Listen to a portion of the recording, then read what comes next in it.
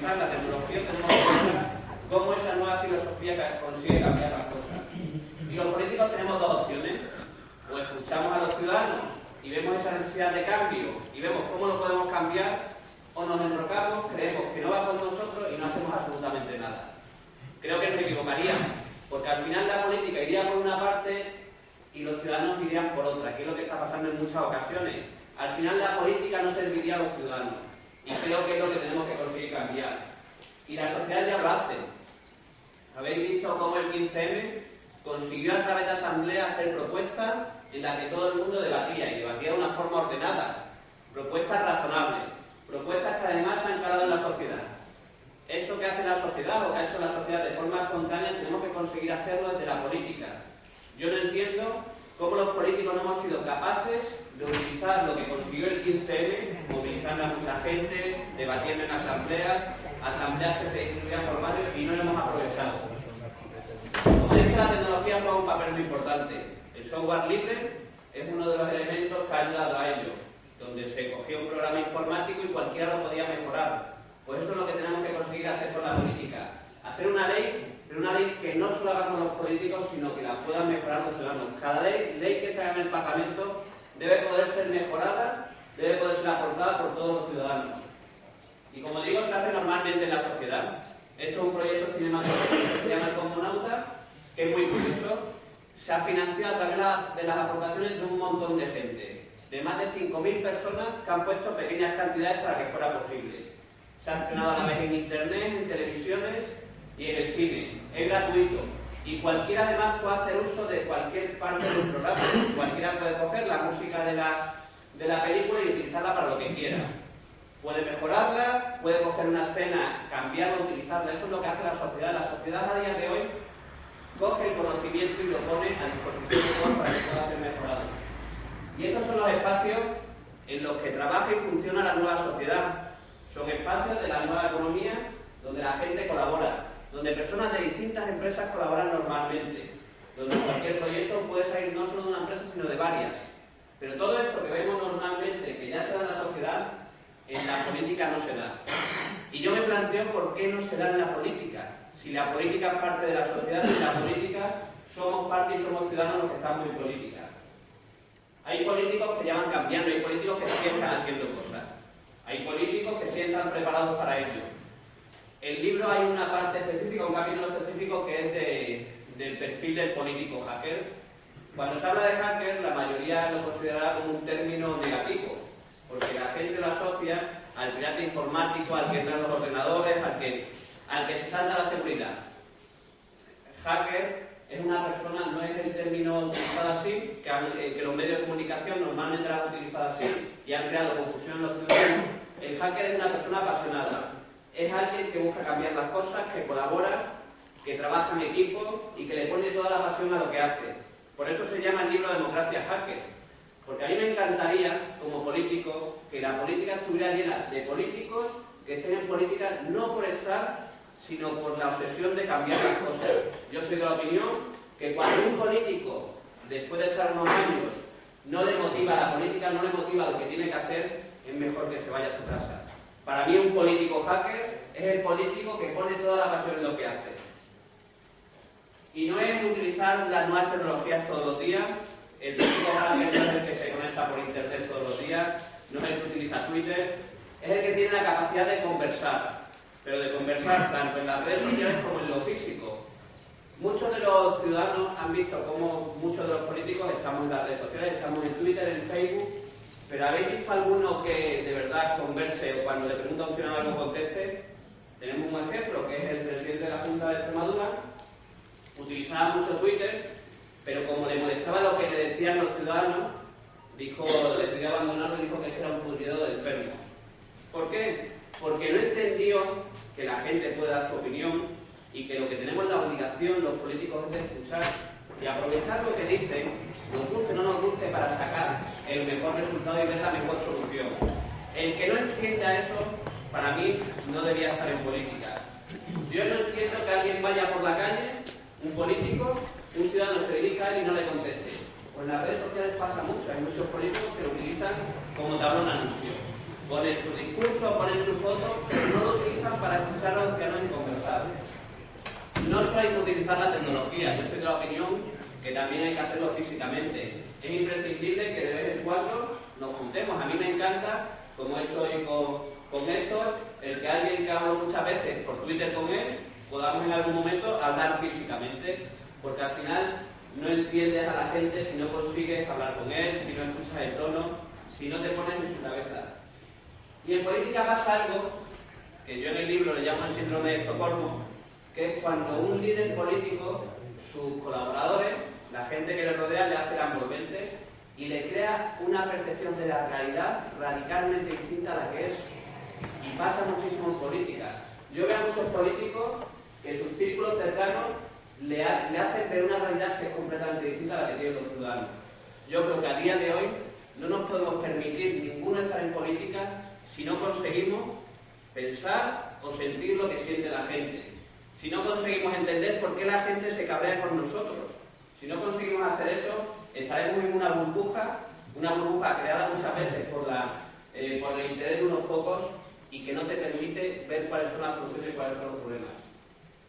Y además, lo que piden los ciudadanos, y también lo planteo en el libro, es que se sientan representados. A la gente a la que votan, o los diputados que tienen, normalmente no se sienten representados. ¿Por qué? Porque ellos no deciden quién va en una lista electoral.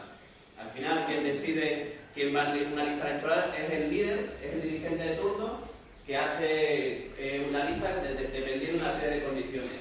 Yo hoy soy político y soy diputado. Veo que es mucho más sencillo estar en una lista electoral haciendo la pelota, entre comillas, al dirigente de turno que currándote a los ciudadanos. ¿Por qué ocurre eso? Porque en nuestro sistema electoral no se le da voz a los ciudadanos para elegir una lista. Entonces hay que buscar el sistema electoral que permita a los ciudadanos tener esa voz. Y es algo que yo creo que después en el debate tendremos que hablar cuál es el mejor sistema que te permite eso. Porque cuando le preguntas esto a los ciudadanos, dicen listas abiertas. Pero las listas abiertas a veces lo único que permiten es que la gente más poderosa con recursos económicos sea la que pueda salir. Entonces tenemos que buscar el equilibrio entre que los ciudadanos se sientan representados y que al final además no solo unos cuantos tengan la opción o la posibilidad de estar en política y verlo. Al final tenemos un sistema electoral. Nosotros, por ejemplo, en el PSOE nos estamos planteando hacer un proceso de elección de candidatos por primarias. ¿Qué ocurre? Que en un proceso de primaria tú no tienes la capacidad de detectar si tiene la capacidad del líder de colaborar, de trabajar en equipo, de solucionar problemas. Lo único que te permite una primaria es ver si tiene un buen orador, si tiene una buena imagen, si al final puede encandilar a la gente. Pero no te permite ver si puede ser un gran presidente del gobierno. Yo, y lo que propongo en el libro, aunque sé que no se va a hacer, es que se podría hacer un gran hermano. Yo metería a todos los políticos que se vayan a presentar de candidatos a la presidencia del gobierno en una casa, porque a mí me gustaría saber quién tiene la capacidad de colaborar, de solucionar el problema. Pero como eso no es posible, tenemos que buscar las formas que nos permitan detectar qué características tiene cada uno. Hay que cambiar los parlamentos. Yo, como he dicho antes, soy parlamentario, esta es mi tercera legislatura y he visto cómo pasan un montón de colegios a visitar el Parlamento, pero no conozco, o conozco a muy poca gente que se haya quedado a seguir una sesión completa de un Parlamento. Las dinámicas son aburridísimas, incluso a los que somos diputados y a los que estamos allí, porque no hemos actualizado nuestro sistema parlamentario a las dinámicas que existen en la sociedad. Yo lo que propongo en el libro es que haya espacios donde los ciudadanos y los diputados tengamos la obligación de colaborar. En el espacio que veíamos antes de las empresas de la nueva economía, ¿por qué en el Parlamento extremeño, en el Parlamento nacional, no puede haber espacios donde obligatoriamente los diputados tengamos que ir a ver qué iniciativas presentamos con los ciudadanos? Al final conseguiríamos involucrar a los ciudadanos y, como digo, tenemos que cambiar las dinámicas. A mí me parece, o me da mucha tristeza ver todos los días, o ver muchas veces en los medios de comunicación, el Congreso rodeado, los parlamentos rodeados, y a los ciudadanos que no se les permite entrar. A ciudadanos que se les echa del Parlamento.